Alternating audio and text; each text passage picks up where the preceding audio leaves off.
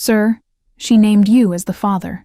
The words hit Salvatore Bianchi like a physical blow as he stood before the floor-to-ceiling windows of his penthouse office on the 63rd floor, overlooking the Chicago skyline. 6 months had passed since the ink dried on their divorce papers, 6 months of silence from Ranata. The phone nearly slipped from his grip as the hospital administrator continued speaking about complications, premature delivery, and Renata's unconscious state. His empire of concrete and steel suddenly felt hollow beneath his Italian leather shoes.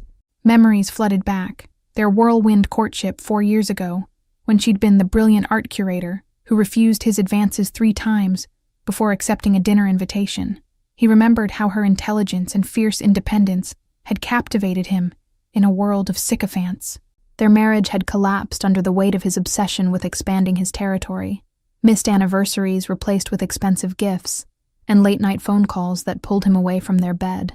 He had chosen power over presence, watching her withdraw further with each passing month. "Prepare the car," he commanded his security chief, Luca Pavoni, who stood silently by the door, face impassive, but eyes calculating the implications of this development. "And get me everything on Renata's condition, immediately." The sleek black Bentley cut through Chicago traffic, his driver navigating efficiently toward Northwestern Memorial Hospital. Salvatore's mind raced faster than the vehicle, calculating risks and vulnerabilities this unexpected child created. Behind the tinted windows, he loosened his tie for the first time that day, feeling the constriction in his chest that had nothing to do with the Egyptian cotton shirt or Italian wool suit. A child meant a new responsibility, a vulnerability his world could threaten. He had never considered fatherhood, had never imagined creating something more lasting than his criminal enterprise. His own father's lessons had been taught with closed fists and cruel expectations, a legacy of fear he had sworn never to pass on. The last time he'd seen Ranata had been in their attorney's offices, her eyes dry but hollow as she signed away her claim to his fortune in exchange for a clean break. She had wanted nothing from him but freedom, and he had granted it with the same cold efficiency with which he ran his business. As the hospital came into view, Salvatore hardened his expression into the mask his associates knew and feared. Whatever awaited him inside those sterile walls would be handled with the same calculated precision that had defined his rise in Chicago's elite circles. He strode through the hospital entrance, the air thick with disinfectant and desperation, his security detail creating a perimeter around him, the staff scattered before him like pigeons, recognizing power even without knowing its source. A nurse with tired eyes directed him to the NICU on the 4th floor, her voice faltering under his intense gaze. The elevator ride felt eternal, each second stretching as the weight of impending paternity pressed down on his shoulders.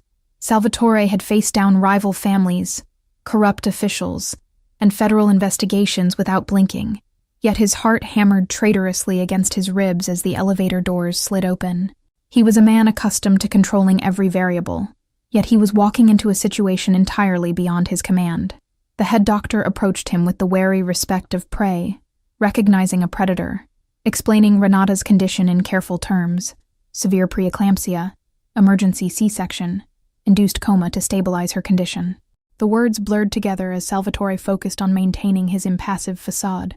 His son, a concept both foreign and oddly fascinating, had arrived 10 weeks early, fighting for life in an incubator, while machines monitored his every breath. 4 pounds, 3 ounces, the doctor said, as though this tiny measurement could possibly encapsulate a human life. Through the glass wall of the NICU, Salvatore caught his first glimpse of the tiny being with translucent skin and a maze of tubes connecting him to machines that sustained his fragile existence. Something unfamiliar stirred in his chest, an emotion he couldn't immediately identify or suppress. The hushed conversation of nurses ceased abruptly as he entered the room, their eyes widening in recognition or fear. He was accustomed to both reactions. A young nurse guided him toward the incubator, explaining the equipment in a voice that gained confidence as she focused on her area of expertise. "You can touch him through here," she said, indicating small circular openings in the clear plastic chamber. Salvatore hesitated, his hands, instruments that had ordered deaths and signed multi-million-dollar deals, suddenly seeming too large, too dangerous for this task. When his finger finally made contact with his son's miniature hand, the infant's fingers curled instinctively around it, a grip disproportionately strong for something so small. The connection sent an unfamiliar warmth radiating through Salvatore's body, temporarily dissolving the ice he had cultivated around his heart. Bianchi, the voice behind him, weak but unmistakable, sliced through the moment. He turned to see Ranata in a wheelchair, her normally vibrant olive complexion ashen, dark circles shadowing her eyes, yet her gaze as direct and unflinching as ever. The nurse pushing her wheelchair stammered something about her not being cleared to leave her room, but Ranata silenced her with a subtle gesture that reminded Salvatore of how perfectly matched they had once been, both accustomed to command without raising their voices. "I didn't want you here," she said, her voice betraying exhaustion, but none of the fear he detected in everyone else around him. "They called you against my wishes." Salvatore dismissed the staff with a glance, waiting until they had retreated beyond earshot before responding. "Yet you gave him my name on the birth certificate. It wasn't a question, but the beginning of a negotiation." "A moment of weakness," Ranata admitted, her fingers twisting the blanket draped across her legs. "I was losing consciousness, and they needed a name for the paperwork." He moved closer to her, noting the stubborn tilt of her chin despite her obvious physical fragility. 6 months, Ranata," he said softly, the dangerous quiet in his voice familiar to her. 6 months of carrying my child without a word. Her eyes flashed with the spirit that had first attracted him, defiant even in her weakened state. "I wasn't obligated to tell you anything after you made it clear your empire would always come first," she countered, each word carefully measured to strike its target. The tension between them hummed like a live wire, charged with unresolved anger, lingering attraction, and the new complication of their shared creation, fighting for life just feet away from their confrontation. Years of carefully constructed walls stood between them, yet a new bridge had formed without their consent. "The DNA test?" he asked, reverting to practicality, though they both knew the answer was evident in the infant's features, the same strong jaw and olive complexion that Salvatore saw in his own mirror each morning. "Already ordered," she replied, the ghost of a sardonic smile touching her lips. "I anticipated your thoroughness, if nothing else." The results arrived 3 days later while Salvatore sat beside the incubator, his jacket discarded, sleeves rolled up as he read financial reports with one hand and kept the other inside the chamber, maintaining contact with his son. The lab confirmation was a formality. He had recognized his own blood from the first moment. Ranata had been discharged but remained at the hospital daily, their interactions a careful dance of civility stretched thin over unhealed wounds. They orbited their son like distant planets, never occupying the same space, passing information through nurses rather than directly engaging. "We need to discuss security," Salvatore said on the 5th day, breaking their unspoken agreement to communicate only about their son's medical condition. He had placed 2 guards outside the NICU door, but the hospital's open environment made him increasingly uneasy. Renata's tired eyes met his across the incubator, her expression shifting from automatic rejection to reluctant consideration. "Your enemies," she acknowledged, not a question but a statement of fact that had once been the background radiation of their marriage. The word enemies hung between them, encompassing rival families, federal agents, and ambitious underlings, a constellation of threats that had once been abstract to her, but now cast shadows over their premature son. Motherhood had made theoretical dangers viscerally concrete. "He needs a name," she said suddenly, changing the subject, yet moving their relationship incrementally forward. "The nurses keep asking, and baby boy Bianchi feels increasingly inadequate." Salvatore's family had traditions spanning generations, names passed down like heirlooms along with vendettas and territories. Yet looking at this fragile new life, he found himself reluctant to burden his son with the weight of the past. "Antonio," he suggested after a long moment, the name of neither his father nor grandfather, but of a distant uncle who had escaped the family business, creating art in Florence far from Chicago's blood-soaked streets. Antonio Paolo Bianchi. Something softened in Renata's expression, a recognition that surprised him. "You remembered," she said quietly, fingers lightly touching the incubator glass. "The gallery in Florence with the sculpture garden where I said I felt most at peace." The connection momentarily bridged the chasm between them, a shared memory from their honeymoon when possibilities had seemed endless and their differences complementary rather than irreconcilable. The reminder of what they had once been hung in the air, painful in its contrast to their current reality. "I'll have papers drawn up," Salvatore said, retreating to practicalities, his default language. "A security team for both of you, living arrangements, financial provisions."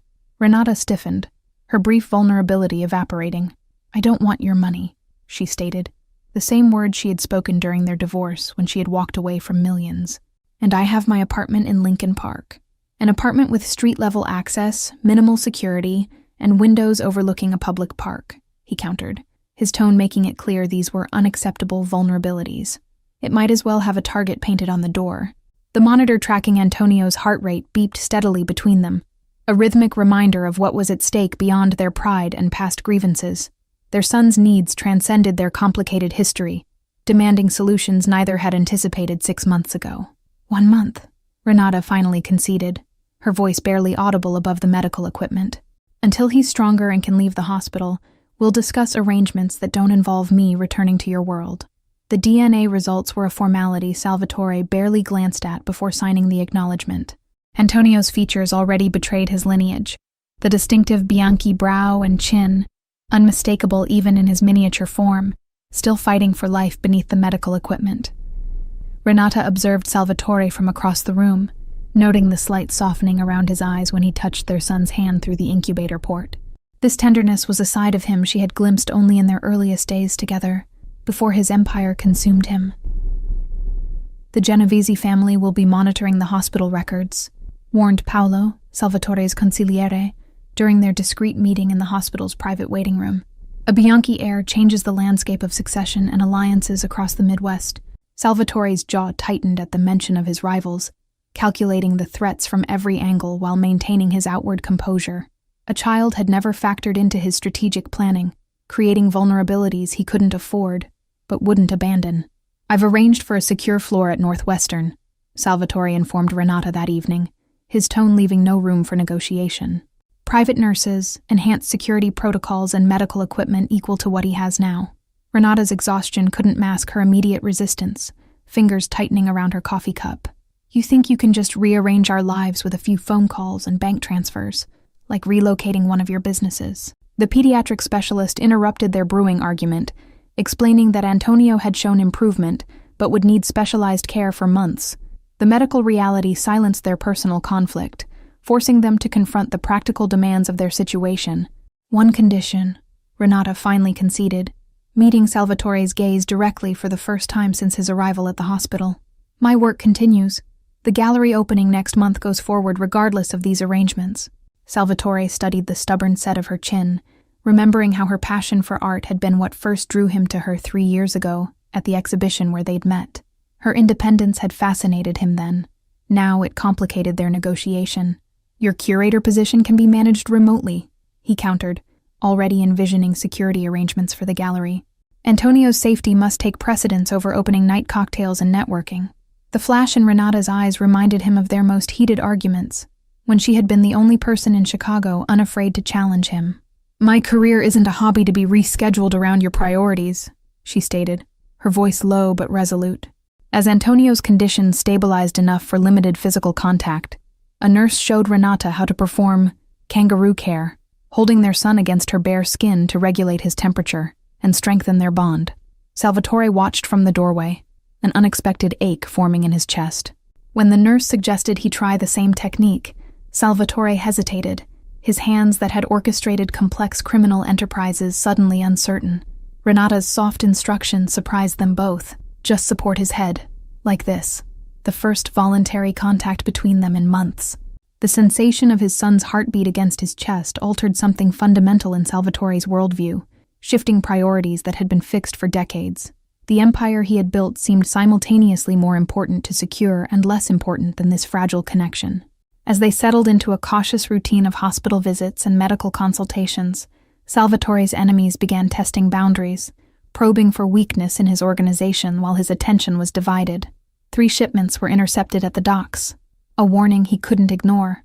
The penthouse on Michigan Avenue overlooked the lake through bulletproof glass windows, the entire floor transformed in the week before Antonio's hospital release.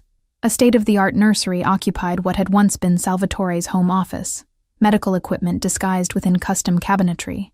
"The East Wing is yours," Salvatore explained to Ranata as he led her through the space, careful to maintain a professional distance. "I've had your personal items moved from your apartment, and the second bedroom has been converted into a studio space for your work." Ranata ran her fingers along the custom drafting table positioned to capture the morning light, Surprised, he had remembered her preference for working with natural illumination. The thoughtfulness behind this detail disturbed her more than any grand gesture could have. Antonio's homecoming was orchestrated with military precision. Streets temporarily blocked, decoy vehicles deployed, and a medical team on standby throughout the transfer. Salvatore personally carried the infant carrier from the hospital to the waiting car, his body a shield. That first night, both parents hovered over the crib, anxiety manifesting differently in each, Ranata constantly checking Antonio's breathing, while Salvatore scanned security feeds on his tablet. They moved around each other awkwardly, like dancers following different rhythms. "You should sleep," Salvatore finally said, noting the shadows beneath Renata's eyes. "I'll take first watch." The phrase revealed his mindset, not babysitting, but standing guard, protecting his bloodline with the same vigilance he applied to his territories. The night established their pattern, an unspoken schedule of infant care divided between them, minimizing their direct interaction while ensuring Antonio was never alone. Their conversations remained limited to their son's needs, the past, a forbidden territory neither dared to explore. Renata's gallery opening approached, creating tension in their careful arrangement as she insisted on attending despite Salvatore's security concerns. Their negotiation over the event revealed how little had changed between them, her fierce independence clashing with his need for control.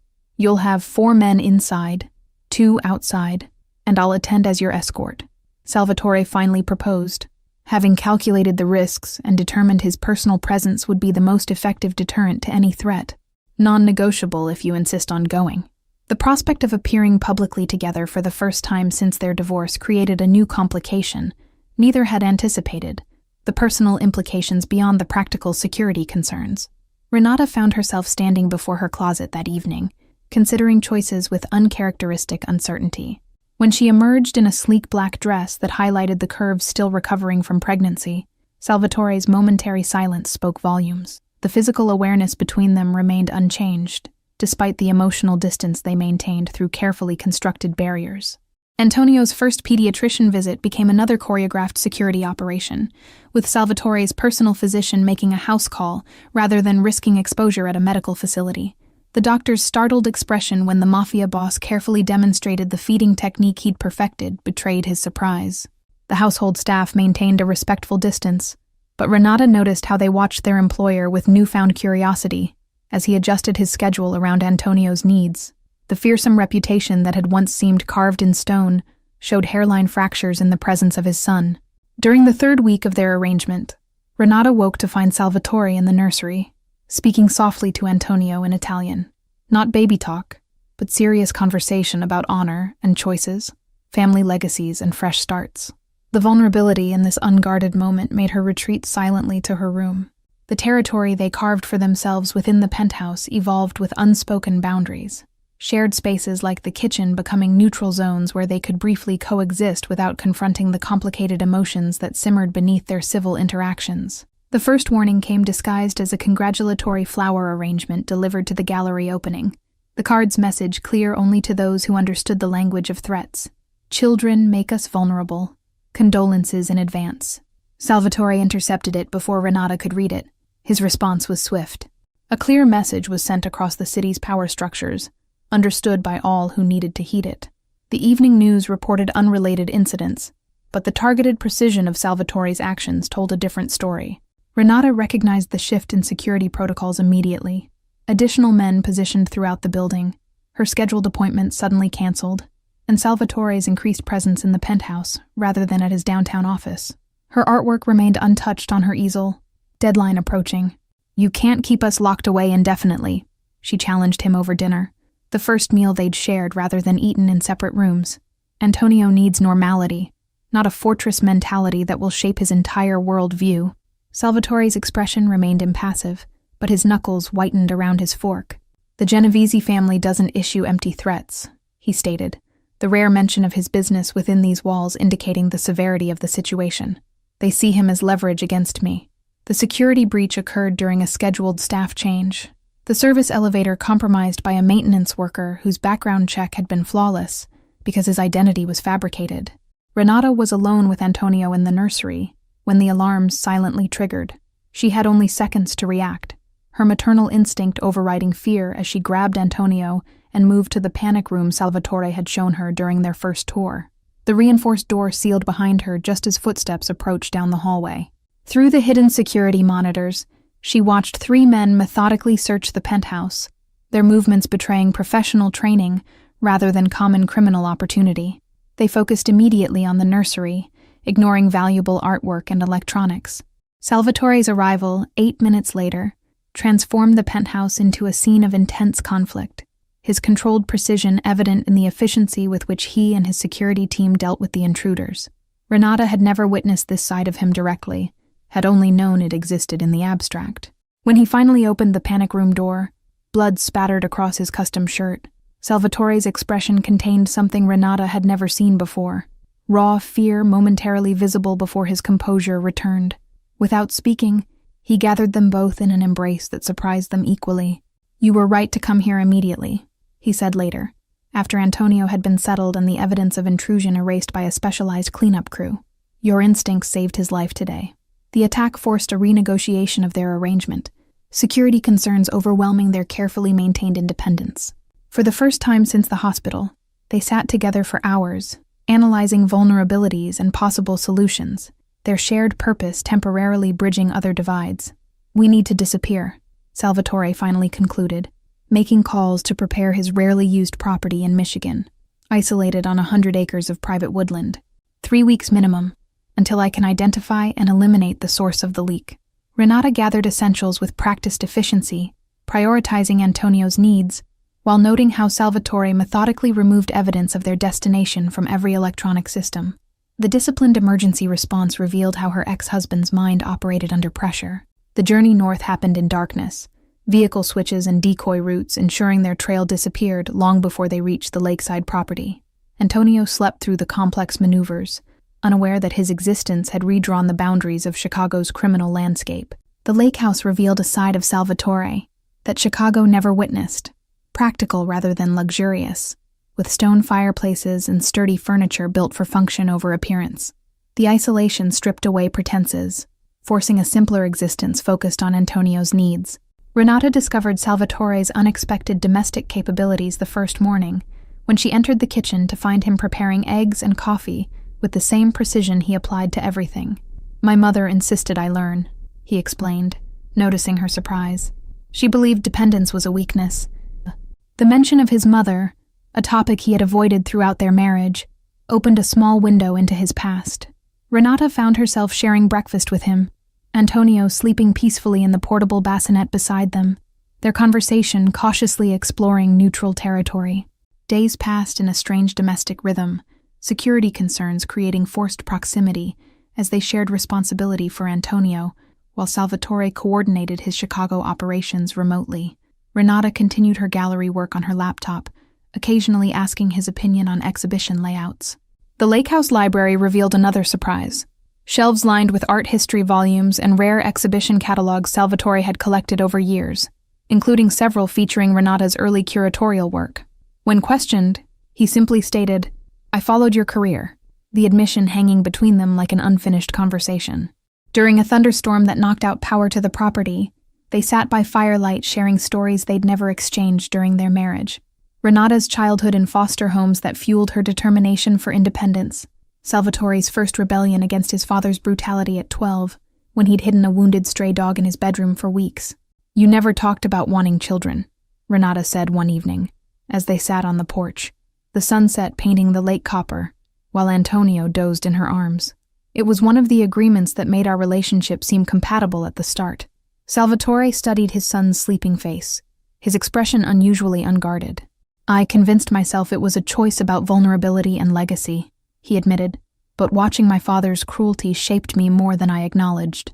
The confession hung between them, neither rushing to fill the silence that followed.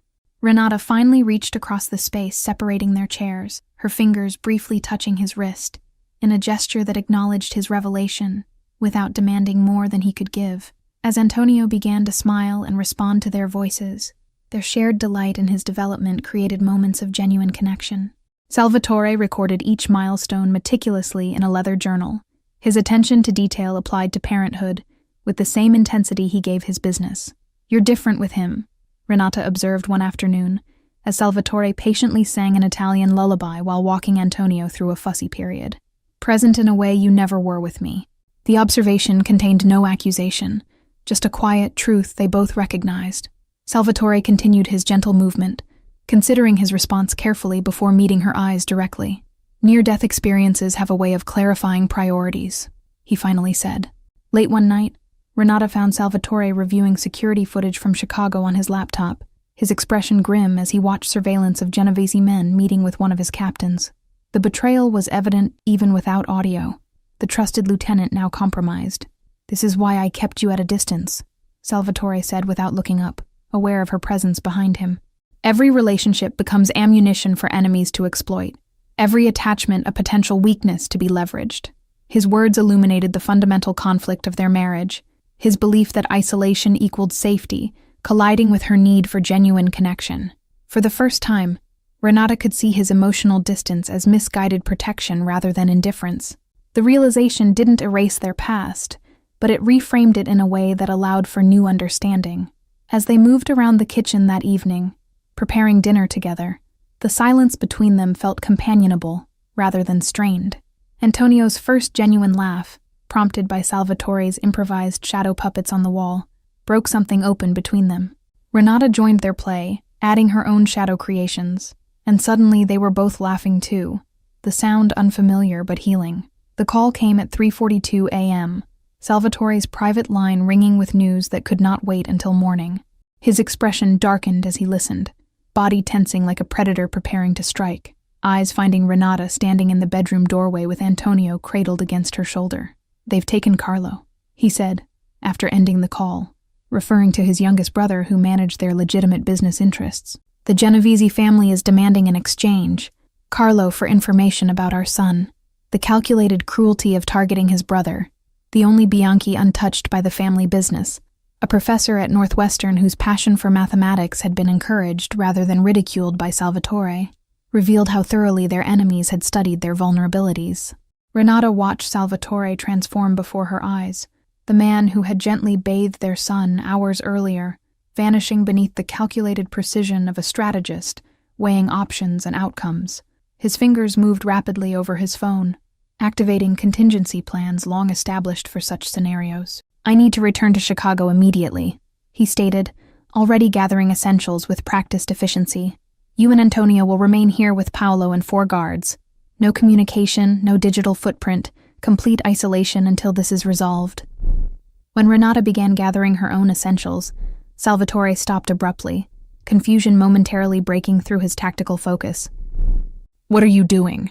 he demanded, watching her methodically pack Antonio's specialized formula and medication. "Your brother is being held in the abandoned Genovese shipping warehouse near Navy Pier," she stated calmly, continuing her preparations. "I recognized the background in the photo they sent. It's the same architecture as buildings I documented for my industrial photography series last year." Salvatore stared at her as though seeing her for the first time, reassessing capabilities he had underestimated throughout their relationship. Her art career had taken her into spaces he had never considered relevant to his world, creating knowledge he now desperately needed. "This isn't your fight," he said finally, the protest sounding hollow even to his own ears. "You have Antonio to consider now. Your priorities have changed." Ranata met his gaze steadily, her resolve unwavering. "Carlo tutored me in Italian when we first met, brought me soup when I had the flu, and never once treated me as an accessory to your power," she reminded him. "Family isn't just about blood, Salvatore." Salvatore's phone buzzed with surveillance photos from the warehouse perimeter, revealing armed guards positioned at strategic entry points. The Genovese family had anticipated his response, preparing a potential ambush that would eliminate both Bianchi brothers in one calculated strike. "There's a maintenance tunnel beneath the east loading dock," Ranata explained, sketching a rough map from memory. "I documented it for a series on industrial architecture. The original blueprint showed access points that weren't sealed during renovations." The realization that her artistic eye had captured details his security team had missed shifted something fundamental in Salvatore's perspective. Her gallery work, which he had once viewed as a charming hobby rather than serious profession, had unwittingly created intelligence more valuable than his paid informants. The journey back to Chicago happened under cover of darkness. Antonio left in the secure care of Salvatore's most trusted security detail, while they traveled with minimal personnel to maintain stealth. Ranata's knowledge of the warehouse district provided access points unknown to Salvatore's men. "Why did you really leave?" Ranata asked during the silent drive, the question that had remained unasked during their divorce proceedings. "Not the reasons you gave my attorney, but the truth." Salvatore kept his eyes on the road, knuckles white against the steering wheel as he navigated through the darkness. "Because I saw the path we were on," he finally answered, words forced out like physical pain. "My father destroyed my mother with this life, slowly, methodically, until nothing remained of her." The confession continued, words flowing as though a dam had broken within him. "You were becoming cautious, looking over your shoulder, checking your coffee before drinking it. Small things most wouldn't notice, but I saw her in you, the beginning of the same destruction." Ranata absorbed this revelation in silence, reassessing their past through this new lens. The divorce she had experienced as abandonment had been, in his distorted view, an act of protection, tragically misguided, but stemming from something other than indifference. Their infiltration of the warehouse district utilized both their strengths, Salvatore's strategic mind paired with Renata's intimate knowledge of the architectural layout. They moved in silent coordination, communicating through gestures and shared understanding that transcended their years apart. They found Carlo bound to a chair in the central office, relatively unharmed but clearly shaken by his abrupt introduction to the violence that existed at the periphery of his carefully constructed academic life. His eyes widened at the sight of Ranata alongside his brother. The successful rescue of Carlo without casualties or police involvement represented a turning point for both Salvatore and Ranata. The shared danger had stripped away pretenses, forcing honesty about their capabilities and priorities in ways their marriage never had. Back at the penthouse, with Antonio safely returned from the lake house, they faced decisions that would determine not only their own futures, but the path their son would walk. The fragile peace between rival families had been irreparably damaged by the Genovese overreach. "I want something different for him," Salvatore admitted as they stood over Antonio's crib, watching their son sleep peacefully, unaware of the violence that had touched his extended family. Not this constant vigilance, not relationships defined by strategic value rather than genuine connection. Ranata studied Salvatore's profile, noting the weariness that had nothing to do with physical exhaustion. "Change doesn't happen through wishing," she said gently, challenging him without accusation. "It requires choices that may seem impossible from where you stand." In the following days, Salvatore spent hours in closed-door meetings with his consigliere and captains, emerging with decisions that sent shockwaves through Chicago's criminal hierarchy. Strategic territories were sold or transferred, legitimate businesses strengthened and expanded. "You're consolidating," Ranata observed one evening, finding him surrounded by legal documents in his study. "Pulling back to essentials rather than expanding further." The handwritten ledger hidden behind Salvatore's primary accounting records revealed the truth of his operations. Territories being transferred to distant cousins, investments liquidated and moved offshore, criminal enterprises systematically dismantled while appearing outwardly unchanged to rivals. "My father measured power in blood and territory," Salvatore explained when he caught Ranata studying the documents. "I've learned that true influence comes from making yourself necessary rather than feared. Financial systems, political connections, legitimate enterprises that can't function without you." The transformation had begun months before Antonio's birth, Salvatore admitted, triggered by witnessing the tragic consequences of a rival's downfall, particularly its impact on his family. That night had planted the seed that eventually flowered into his divorce. The realization that his lifestyle was incompatible with family, though he hadn't yet found the courage to completely abandon it. Salvatore nodded, rubbing exhaustion from his eyes. "Preparing for transition," he clarified, the admission significant in its implications. "My father built through conquest, but true legacy requires sustainability, legitimate power that doesn't depend on fear to maintain it." The restructuring created waves that reached beyond Chicago, allies and enemies alike recalculating the changing landscape. Salvatore's reputation for calculated ruthlessness made others wary of interpreting his actions as weakness rather than strategic evolution. "The gallery in New York wants to expand our partnership," Ranata mentioned casually over breakfast, sliding a proposal across the table while maintaining eye contact. "It would mean traveling between both cities, establishing a permanent collection focusing on emerging Italian artists." The international dimension of her proposal aligned perfectly with Salvatore's evolving business model, creating legitimate reasons for their presence in Italy, where his family still maintained connections untainted by American legal scrutiny. The synchronicity of their independent planning surprised them both. "What are we doing, Salvatore?" Ranata asked directly, the question encompassing their co-parenting arrangement, their renewed proximity, and the unaddressed emotions that still lingered between them. "We're not married anymore, but we're not exactly divorced in any practical sense." Instead of answering immediately, Salvatore reached across the table, his fingers lightly touching hers in a gesture reminiscent of their early courtship. "We're finding a new way forward," he said simply, not returning to what failed, but not discarding what could still work. The honest acknowledgement of their incomplete separation created space for genuine evaluation. They began discussing terms for a future neither had anticipated, not reconciliation as much as reinvention, building something new from the foundation of shared parenthood and evolved perspectives. Antonio's first birthday celebration became a statement of their new direction, a small gathering at the brownstone Salvatore had purchased in Lincoln Park, away from the high-security penthouse that represented his former priorities. Family and close friends replaced business associates and obligatory connections. As they watched Antonio take his first tentative steps between them, Salvatore and Ranata exchanged a look that acknowledged how far they had come from the hospital NICU a year earlier. Their son's journey from fragile preemie to determined toddler mirrored their own path toward resilience. "I never asked what you want," Salvatore realized aloud as they cleared away birthday decorations after guests departed. "I've been reconstructing my world around what I believe Antonio needs, what might make co-parenting possible, but I haven't asked what would make you happy." Ranata considered his question while wrapping leftover cake, appreciating that he had finally asked, rather than presumed to know.